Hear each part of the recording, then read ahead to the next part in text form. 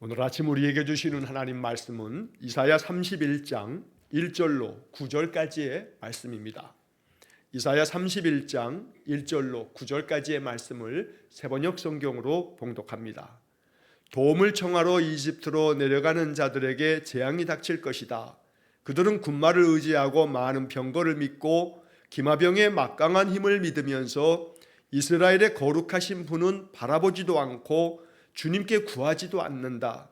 그러나 주님께서는 지혜로우셔서 재앙을 내리실 것이다. 이미 하신 말씀은 취소하지 않으신다. 주님께서 일어나셔서 악을 일삼는 자의 집을 치시며 악한 일을 돕는 자를 치실 것이다. 이집트 사람은 사람일 뿐이요 하나님이 아니며 그들의 군마 또한 고깃덩이일 뿐이요 영이 아니다. 주님께서 손을 들고 치시면 돕던 자가 넘어지고 도움을 받던 자도 쓰러져서 모두 함께 멸망하고 말 것이다. 주님께서 나에게 이런 말씀을 하셨다. 사자가 으르렁거릴 때에, 힘센 사자가 먹이를 잡고 으르렁거릴 때에 목동들이 떼지어 몰려와서 소리친다고 그 사자가 놀라느냐? 목동들이 몰려와서 고함친다고 그 사자가 먹이를 버리고 도망가느냐? 그렇듯 만군의 주님께서도 그렇게 시온산과 언덕들을 보호하신다. 새가 날개를 펴고 둥지의 새끼를 보호하듯이 만군의 주님께서 예루살렘을 보호하신다. 감싸주고 건져주며 다치지 않게 뛰어넘어서 그 도성을 살리신다. 이스라엘의 자손아, 너희가 그토록 거역하던 그분께로 돌이켜라. 너희 각 사람이 너희 손으로 직접 은 우상과 금 우상을 만들어 죄를 지었으나 그날이 오면 그 우상을 다 내던져야 할 것이다. 아시리아가 칼에 쓰러지겠으나 사람의 칼에 쓰러지는 것이 아니고 칼에 멸망하겠으나 인간의 칼에 멸망하는 것이 아니다. 그가 칼 앞에서 도망할 것이요 그 장정들이 강제 노동을 하는 신세가 될 것이다. 그의 왕은 두려워서 달아나고 겁에 질린 그의 주의관들은 부대기를 버리고 도망할 것이다. 시온에 불을 가지고 계시며 예루살렘에 화덕을 가지고 계신 주님께서 이렇게 말씀하셨다. 아멘. 우리가 이렇게 이사야서를 읽으면서 이사야의 말씀, 이 선지자의 말씀이 역사적인 배경을 좀 이해하면서 그 속에서 하나님께서 어떤 약속의 말씀을 들려주시는지를 우리가 이렇게 파악해 갈 때 선지서의 말씀들 속에 담겨져 있는 복음이 우리에게 큰 위로가 되고 힘이 됩니다.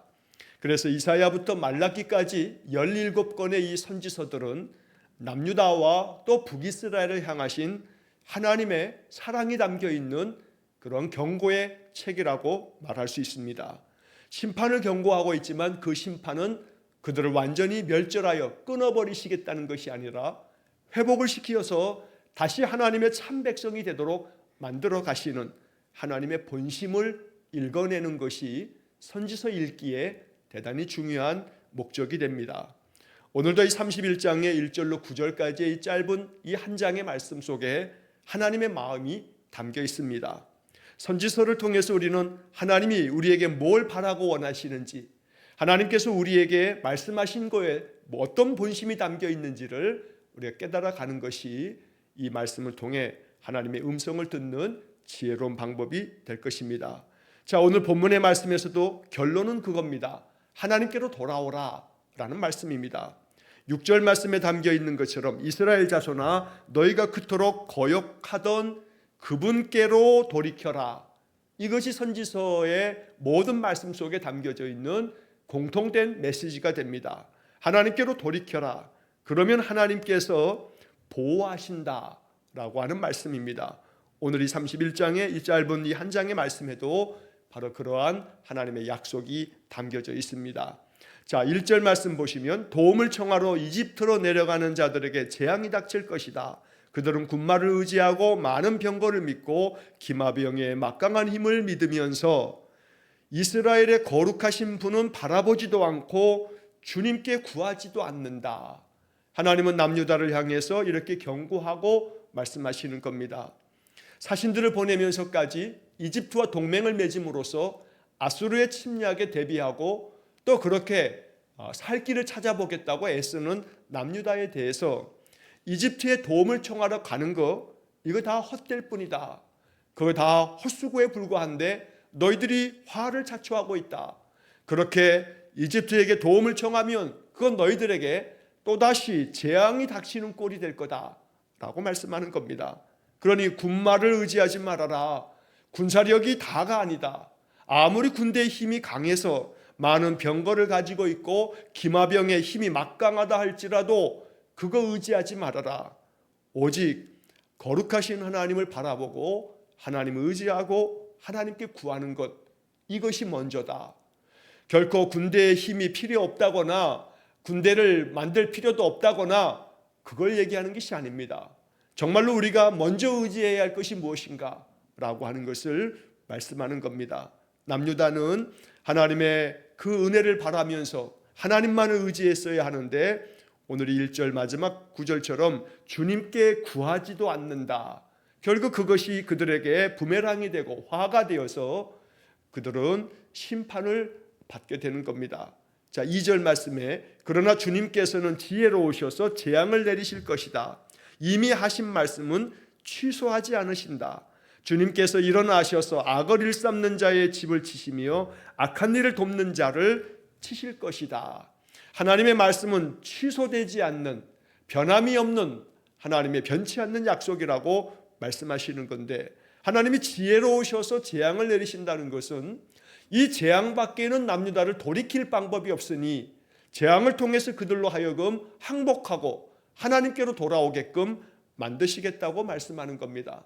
그러나 우리는 이 말씀을 읽으면서 이렇게 경고하시면서도 6절에서 말씀하는 것처럼 돌이켜라, 하나님께로 돌아오라, 하나님이 그 재앙을 내리지 않도록, 재앙이 필요 없도록 하나님께로 나오라, 하나님께 구하라 라고 하는 말씀을 계속해서 반복하고 있는 겁니다.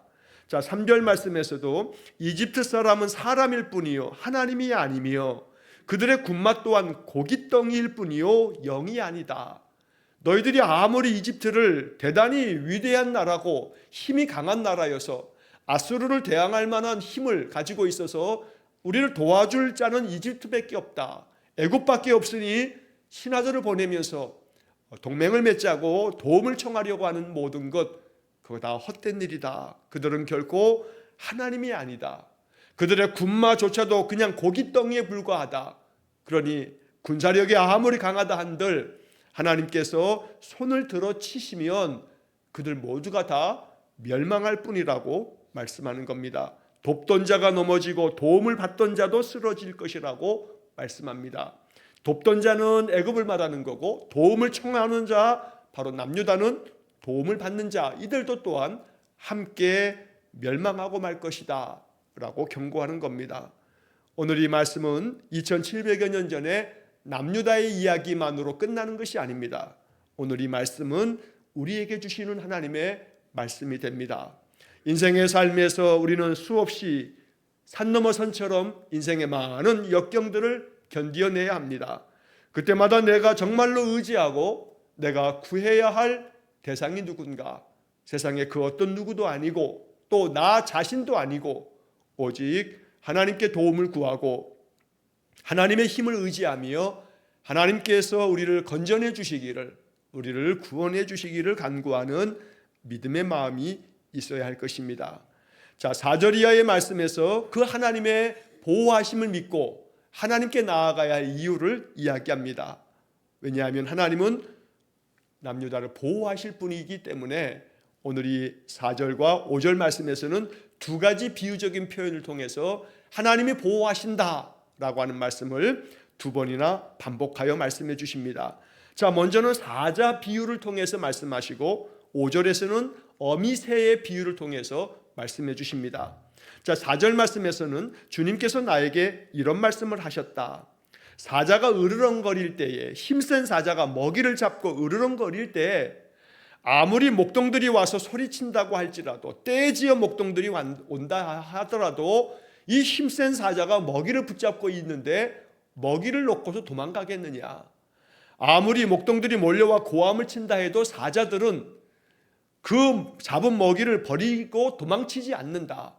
그런 것처럼 하나님께서 하나님 백성들을 딱 붙들고 있으면 힘센 사자가 그 먹이를 딱 붙잡고 있는 것처럼 그렇게 하나님이 너희들을 붙들고 있으면 어느 누가 와서 고함을 쳐대고 몰려온다 할지라도 결코 사자가 무서워 도망치지 않는 것처럼 나 여호와는 아무리 그것이 아수르가 됐던 애굽이 됐던 어떤 강대국이 너희 남유다를 침공해 온다 할지라도 하나님은 힘센 사자와 같아서 무서워 도망치지 아니하고 너희들을 꽉 붙들어 주실 것이다 라고 하는 이야기로 이 힘센 사자 비유를 통해서 하나님께서 그렇게 남유다를 보호하시겠다고 말씀하시는 겁니다.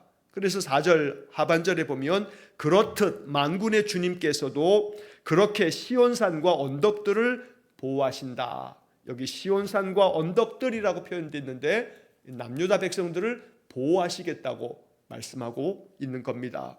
자, 여기 보호하신다라고 하는 말씀을 그 다음 이어지는 5절에서 어미새의 비유를 통해서 또 이야기하십니다. 새가 날개를 펴고 둥지의 새끼를 보호하듯이 만군의 주님께서 예루살렘을 보호하신다. 감싸주고 건져주며 다치지 않게 뛰어넘어서 그 도성을 살리신다. 이게 하나님의 본심입니다. 보호하시겠다고 그 어미새가 새끼들을 그 둥지 안에 있는 새끼들을 보호하는 것처럼 만군의 하나님께서 그렇게 남유다를 예루살렘을 보호하시겠다고 말씀해 주시는 겁니다. 이어서 말씀하셨던 그 표현처럼 감싸주고 건져주며 다치지 않게 뛰어넘어서 그들을 살리시겠다고 말씀하십니다. 오늘 이 5절에 담겨있는 이 복음이 우리의 마음에 큰 힘이 되고 또 위로가 될 수 있기를 간절히 축원합니다. 우리의 인생의 삶을 감싸주고 건져주시는 분, 다치지 않도록 우리를 늘 붙들어 주시고 살려내시는 분, 바로 그 하나님을 우리의 마음 중심에 모셔 여호와를 바라고 의지하는 믿음의 삶이 될 수 있기를 간절히 축원합니다. 자, 그래서 6절 말씀에서 선지자는 남유다 백성들에게 촉구합니다. 이스라엘 자손아, 너희가 그토록 거역하던 그분께로 돌이켜라. 하나님께로 돌아가는 것만이 살 길이라고 말씀하는 겁니다. 하나님께로 돌이켜 하나님을 전심으로 예배하며 여호와의 말씀을 늘 따르며 살아가는 것, 이것이 우리의 인생의 가장 지혜로운 길이고 이것이 참된 살 길이라고 말씀해 주는 겁니다. 그래서 7절에서는 너희 각 사람이 너희 손으로 직접 만든 은우상, 금우상을 만들어 죄를 지었으나 그날이 오면 그 우상을 다 내던져야 할 것이다. 하나님의 구원의 은혜를 얻는 백성은 지금까지 그들이 만들어서 섬겼던 모든 우상들이 아무 쓸데없는 것을 알고 하나님의 구원의 날 그 모든 우상들을 이제는 다 내던져 버릴 것이라고 말씀하십니다. 그래서 오늘 우리는 이 7절 말씀을 통해서 내던져 버려야 할 우상이 우리 안에 있지는 않은가? 어떤 경우는 내 힘으로 살 수 있을 것 같고 내가 지금까지도 살아냈으니 모든 것 내가 다 잘 감당할 것처럼 자기 자신이 우상이 되어버리는 경우도 있습니다. 더러는 우리의 인생의 삶에서 지금까지 내가 경험했던 내 경험이, 내가 가진 능력이 내 삶의 모든 것들을 지탱해 주는 양, 내가 지금까지 쌓아놓았던 나의 재산이 나의 삶을 보호하는 양, 그렇게 생각하는 것은 다 착각일 뿐, 그 모든 것들을 내 마음에서 던져버리듯 오직 내 삶을 다하여서 하나님만을 의지하고 하나님만을 바라는 것만이 그것이 살 길이라고 말씀하고 계시는 겁니다. 그러므로 우리는 7절 말씀을 읽고 묵상하면서 내던져야 할 것이 무엇인지를, 내 마음에 가지고 있는 나의 이 판단과 나의 이 착각조차도 다 내던져 버리고 오직 주님께로 돌아와 주님만 의지하고 주님이 주신 지혜로움으로 인생을 믿음 가운데 굳건하게 헤쳐나갈 줄 아는 그런 삶을 우리가 선택해야겠습니다. 자, 8절과 9절의 말씀에서는 아시리아에 대한 하나님의 경고와 심판의 말씀을 다시 한번 반복하고 있습니다. 아시리아가 칼에 쓰러지겠으나 사람의 칼에 쓰러지는 것이 아니고 칼에 멸망하겠으나 인간의 칼에 멸망하는 것이 아니다. 그가 칼 앞에서 도망할 것이고 장정들은 강제 노동하는 신세가 될 것이고 그의 왕 아수르의 왕은 두려워서 도망치고 말 거다. 그들의 주의관들은 부대 그 깃발까지 버리고 다 도망쳐 버리게 될 거다라고 말씀합니다. 이 말씀은 히스기야 왕 때 이 아수르의 사네립 왕이 남유다를 결국 침략해 왔을 때 하나님께서 하룻밤 사이에 18만 5천 명의 아수르 군대를 멸하심으로 인해 이 사네립 왕이 도망치는 신세가 되었다는 열왕기하의 말씀, 이사야 37장의 말씀을 통해서 이것이 예언의 말씀 그대로 이루어지는 것을 우리가 보게 됩니다. 결국 바로 이 9절 마지막 부분에서 시온의 불을 가지고 계시며 예루살렘의 화덕을 가지고 계신 주님께서 이렇게 말씀하셨다. 그러니 아수르에 대해서 두려워 말아라. 아수르가 너희를 침략하고 너희들을 괴롭힌다 해도 그것 때문에 저 남쪽 이집트에게 도움을 요청하려고 하지 말고 오직 주님께 구하고 주님을 신뢰하고 주님만 바라봐라. 주님께로 돌이켜라 라고 말씀하는 겁니다. 하나님께서 시온의 불을 가지고 계신다. 예루살렘의 화덕을 가지고 계신다. 바로 이 말씀은 그들에게 빛을 비추어 주시는 분도 하나님이시고 그들에게 화덕의 모든 것들을 다 태우듯이 그들을 침략하는 그 모든 이방의 대적들도 하나님이 다 다스릴 것이기 때문에 오직 하나님께로 돌이켜 하나님만을 의지하라고 말씀하고 계시는 겁니다. 그러므로 31장의 1절로 9절까지의 이 말씀을 통해서 결단코 이집트에 내려가서 도움을 청하려고 그렇게 자꾸 강대국만 왔다 갔다 그렇게 의지하지 말고 변함없이 하나님만을 바라보라고, 하나님을 의지하는 것이 가장 지혜로운 살 길이라고 말씀하고 계시는 겁니다. 오늘 이것이 우리의 마음에 참된 지혜가 되기를 간절히 축원합니다. 힘센 사자와 같이 둥지에 있는 새끼를 품는 그 어미새와 같이 우리를 보호하신다는 이 약속의 말씀이 우리의 마음에 참된 소망이 될 수 있기를 간절히 축원합니다. 자, 오늘 본문이 좀 짧게 9절까지 되어 있어서 이제 내일 주일 아침에 보게 될 말씀을 우리 좀 먼저 오늘 함께 좀 살펴보겠습니다. 자, 내일 보게 될 32장의 이야기를 건너가면 1절부터 20절까지의 말씀으로 되어 있는데, 자, 이 32장의 1절로 20절까지 이 말씀에서 우리는 굉장히 중요한 복음을 만나게 됩니다. 앞에서도 맨 처음에 말씀드린 것처럼 선지서에서 정말 복된 소식을 우리가 발견하는 것, 복음을 발견하는 것, 이것이 선지서의 대단히 중요한 목적임을 잊지 말아야 합니다. 자, 32장의 말씀에 1절 말씀이 가장 중요한 핵심입니다.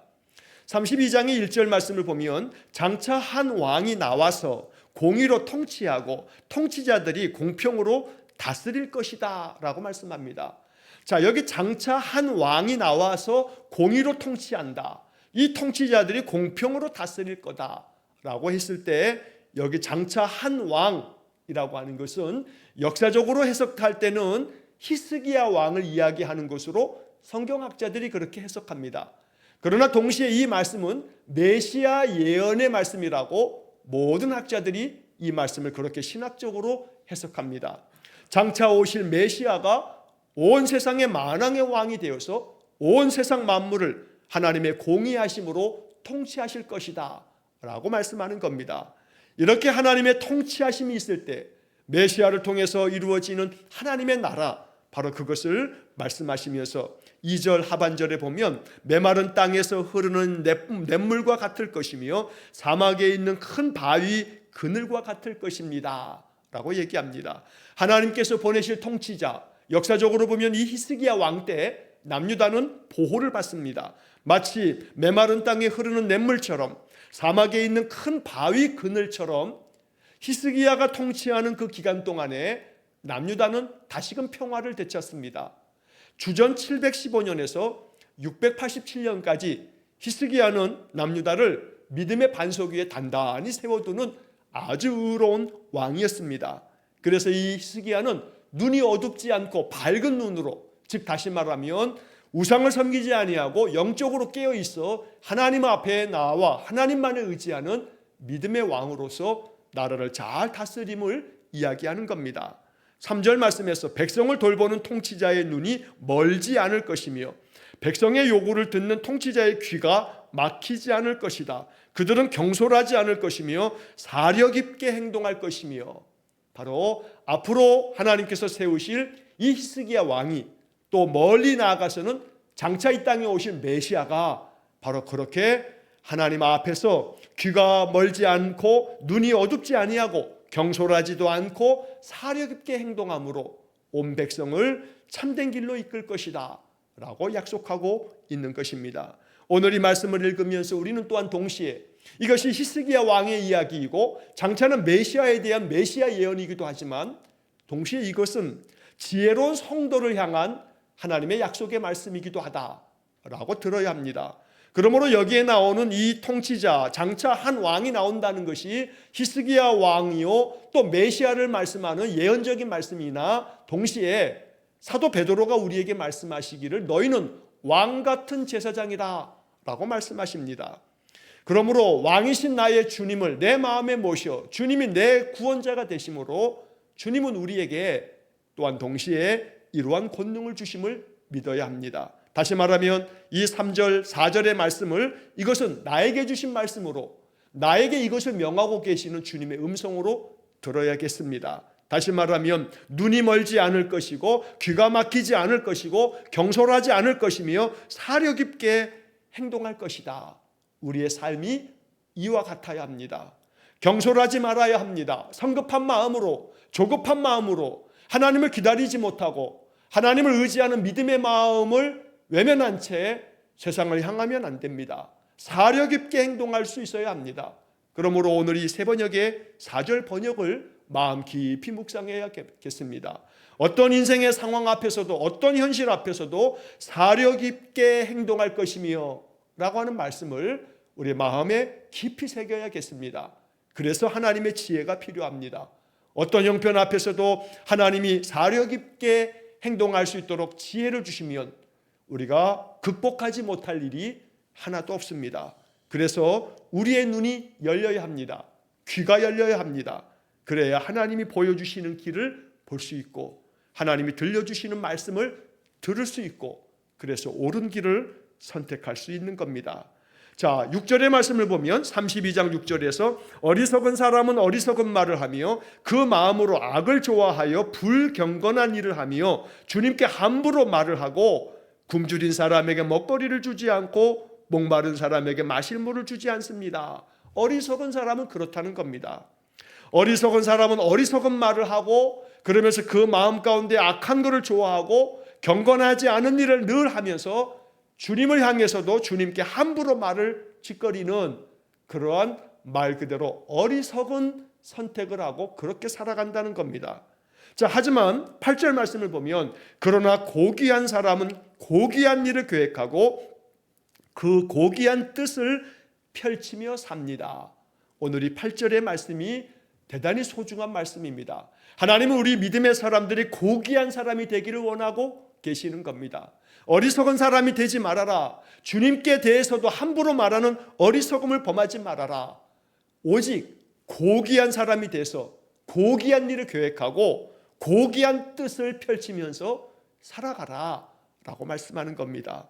그러므로 하나님 앞에 늘 묻고 하나님을 의지하고 세상에서 살고는 있으나 세상에 마음 뺏기지 말고 세상에 욕심 부리지 말고 세상에 눈에 보이는 그 좋아 보이는 것들 거기에 미혹되지 말고 오직 마음의 진실함으로 여호와를 따르며 하나님 말씀을 품고 살아가면 하나님께서 그 마음 가운데 행하는 모든 일이 계획하는 것마다 고귀한 일이 되도록 하나님 인도해 주실 줄 믿습니다. 우리의 마음 가운데 선한 뜻을 품고 그 뜻을 펼치며 살아가는 그러한 삶을 살라고 8절에서 말씀하는 겁니다. 반대로 9절 이하의 말씀에서는 안일한 인생을 살아가고 있는 남유다를 향해서 이렇게 말씀합니다. 안일하게 사는 여인들아 일어나서 나의 목소리를 들어라. 단순히 여인을 얘기하는 것이 아니라 남유다 백성을 전체를 이렇게 표현하는 겁니다. 일어나서 나의 목소리를 들어라. 이게 바로 하나님의 뜻입니다. 하나님의 목소리를 듣고 하나님의 마음을 알고 하나님께서 우리에게 명하시는 뜻대로 살아가는 길만이 구원의 길이라고 말씀하는 것입니다. 만약에 그 목소리를 듣지 아니하면 10절 말씀처럼 걱정거리가 없이 사는 딸들아 1년이 채 되지 못하여 몸서리 칠 일이 생길 것이다. 하나님께로 돌아오지 아니하면 하나님의 목소리를 청종하지 않으면 너희들이 정말로 몸서리칠 일이 생길 것이다 라고 하나님은 계속 경고하고 계시는 겁니다. 그러므로 13절 말씀에 나의 백성이 사는 땅에 가시덤불과 찔레나무가 자랄 것이니 가슴을 쳐라. 기쁨이 넘치는 모든 집과 흥겨운 소리 그치지 않던 성읍을 기억하고 가슴을 쳐라. 여기 가슴을 쳐라 라고 하는 말씀이 두 번이나 반복됩니다. 너희들이 가슴을 치고 하나님께로 돌아오라. 하나님의 목소리를 듣기 위해서 귀를 열라 라고 하나님 계속 촉구하십니다. 그것만이 살 길이라고 말씀하는 겁니다. 자, 한편 15절부터 18절까지의 말씀에도 이 32장에 담겨있는 복음의 말씀이 여기다 또 담겨 있습니다. 자, 15절에 그러나 주님께서 저 높은 곳에서부터 다시 우리에게 영을 보내주시면 황무지는 기름진 땅이 되고 광야는 온갖 곡식을 풍성하게 내는 곡창지대가 될 것이다. 너무나 아름답고 귀한 복음의 말씀입니다. 주님께서 저 높은 곳에서부터 다시 우리에게 영을 보내주시겠다고 말씀하는 겁니다. 우리에게 보내실 하나님의 영, 성령으로 우리가 충만하여 하나님 앞으로 돌아와 하나님께 구하고 하나님의 보호하심 안에 살기를 원하면 하나님께서 다시 우리의 삶에 황무지는 기름진 땅이 될 거고 광야는 온갖 곡식을 풍성하게 만들어내는 곡창지대가 될 거다라고 축복하는 겁니다. 오늘 이 15절의 이 축복의 말씀을 우리 마음 깊이 기억하고 하나님께서 하나님의 영을 보내셔서 성령 충만한 삶을 살아가는 그런 복된 성도가 되시기를 간절히 축원합니다. 16절 말씀에서도 그때에는 광야에 공평이 자리 잡고 기름진 땅에 의가 머무를 것이다. 17절 의의 열매는 평화요 의의 결실은 영원한 평안과 안전이다. 18절 나의 백성은 평화로운 집에서 살며 안전한 거처 평온히 쉴 수 있는 곳에서 살 것이다. 우리 모두가 소망하는 바입니다. 이 16절부터 18절까지 나오는 이 복음이 우리의 삶이 되어지도록 기도해야겠습니다.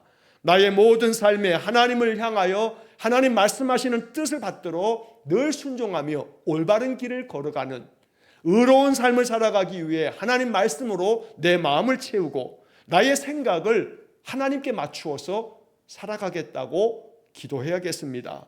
그로 인해서 의의 열매는 평화요 의의 결실은 영원한 안전과 또 평안이라고 말씀하십니다. 그러므로 우리가 하나님 앞에서 세상의 죄악된 것을 끊고 의롭게 살아가면 의로운 삶의 결과가 평화라고 평안과 안전이라고 말씀해 주시는 겁니다. 언제나 우리의 인생의 삶이 이렇게 평화로운 집에서 살며 안전한 거처 평온히 쉴 수 있는 곳에서 살게 될 것이라고 오늘 이 말씀이 우리에게 주신 약속의 말씀입니다. 이 약속을 굳게 붙잡고 살아가기를 간절히 축원합니다. 오늘 우리가 읽는 본문 31장의 말씀처럼 하나님께로 돌이켜서 늘 하나님의 말씀 안에 거하는 믿음의 삶이 되면 반드시 하나님께서 우리의 인생을 이렇게 축복해 주실 줄 믿습니다. 32장의 말씀처럼 하나님의 영을 다시 보내셔서 내 삶이 곡창지대가 되고 나의 삶이 평안과 안전이 있는 그러한 평화로운 집이 되고 안전한 거처가 되는 그런 복된 삶이 되시기를 주의 이름으로 간절히 축원합니다. 기도하겠습니다. 자비로우신 아버지 하나님, 우리로 하여금 어리석음을 꺾고 오직 하나님께로 돌아와 힘센 사자와 같이 그 어미새와 같이 우리를 보호하시는 약속의 말씀만을 의지하며 하나님만을 바라고 하나님께만 구하는 믿음의 인생이 되게 해 주옵소서. 그리할 때에 오직 여호와 하나님 우리에게 다시 영을 보내셔서 우리의 인생의 삶이 기름진 땅이 되고 곡식을 풍성하게 내는 곡창지대가 되며 하나님께서 주시는 평안과 안전이 있고 늘 안전한 거처, 평화로운 집, 평온히 쉴 수 있는 곳에서 사는 그런 복을 누리게 해 주옵소서. 인생의 번민이 많습니다. 시련과 역경이 겹겹이 쌓입니다. 그러나 주님 낙담하지 아니하고 그럴수록 하나님께 지혜를 구하여 하나님의 길을 걸어가는 귀한 성도들 되게 해 주옵소서. 오늘도 한날의 삶을 오직 주님께 의탁하오며 예수님 이름으로 기도하옵나이다. 아멘. 우리 구주 예수 그리스도의 은혜와 하나님 아버지의 극진하신 사랑과 성령의 교통하심이 오직 하나님께로 돌이켜 하나님의 뜻을 받들어 의의 길을 걸어감으로 주께서 주시는 평안과 안전이 우리의 인생에 가득하기를 빌고 여호와의 영으로 충만한 삶을 살아가기를 소원하며 기도하는 머리 숙인 귀한 성도들 위해와 저들 가정과 온 가족들 위해 영원토록 함께 하시길 축원하옵나이다. 아멘.